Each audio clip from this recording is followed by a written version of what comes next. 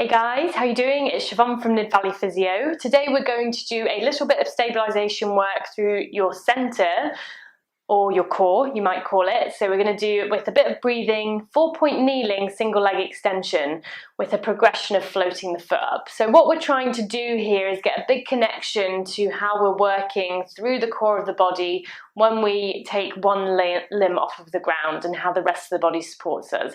So I'll show you what to look out for, what might be happening in your body as you go through, and what we want to happen as you go through the exercise. So when you're ready, bring yourself into 4-point kneeling. So hands and knees, and a few things to be aware of here. So key considerations, making sure that you are not letting the head tip forward, so the chin is tucked in. That would bring your gaze right in between your index fingers. So that's where your gaze should hopefully be. The chin tucks in, and that will hopefully give you a little bit of length in through the back of the neck. Making sure that the lower ribs are drawing in so that your pelvis is relatively neutral. You're nice and wide across the collarbones. So from here, we're just going to do a few breaths here just to find our position.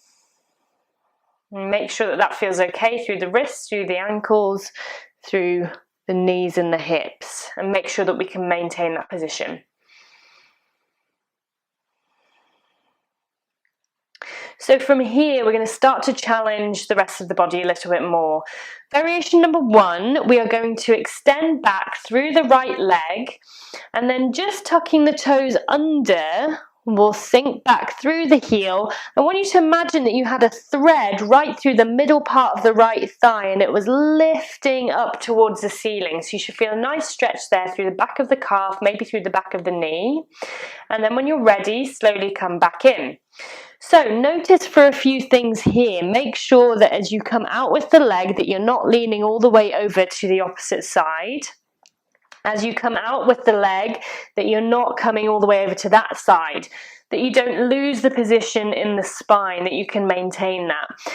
Because as soon as we start to lift the leg off the floor, that gets a little bit more challenging. I really want you to feel that connection into the back line of the body before you start lifting the foot. So from here, we'll do a few more of those.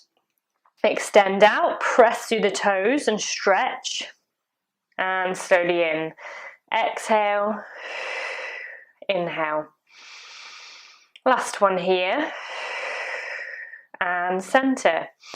Lovely. So from here, we're going to float the foot away from the ground. So we're not going to go too high to start with. I just want you to come away and hover the foot. The reason that we do that is because if you start to go higher, then we can start to compensate quite quickly. So for a lot of people to try and get their leg higher, they'll compensate by losing the positioning in the pelvis and the back. So start quite low so you can keep that position there. Tuck in. And then hover away. And if you're able to maintain that position, then you can come a tiny bit higher. As long as you can maintain that long line through the body and reach away. We're feeling it a little bit into the arms now. And then slowly coming back in and down. You can shake out through the wrists, you can have a little rest down onto your elbows and release through the head and neck. And then when you're ready, coming back into position, and we'll do the other side. I'll just come forwards a bit so I don't kick the wall. So same thing here, starting with the left leg, pressing back, toes tuck under, lengthen. And we're maintaining the position through the torso, through the abdomen, and then slowly back in. And then exhale away, and center. 3 and 2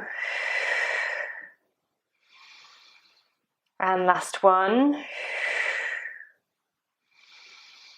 and center. Well done. So now we're going to hover the leg. Start low and then get a little bit higher. As you exhale, slowly press back, reach and see if you can maintain the position without any shifts or changes into the pelvis. So both hip bones are staying facing down to the ground, and then come back in. And then exhale away. And slowly back in. And exhale. And you'll notice if I challenge myself a little bit more and try to go a bit higher, you might see that curve into my back there. So that's quite difficult for me to keep going any higher than that. So reaching to a level that feels comfortable for you. The hip only has about 20 degrees of extension on its own anyway, so we really want to work with that and not against it.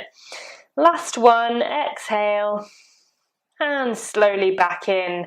And then when you're ready, you can widen your knees, come down onto your forearms and come into a child's pose and take a few breaths there. Let the mid and upper back and the head and neck relax.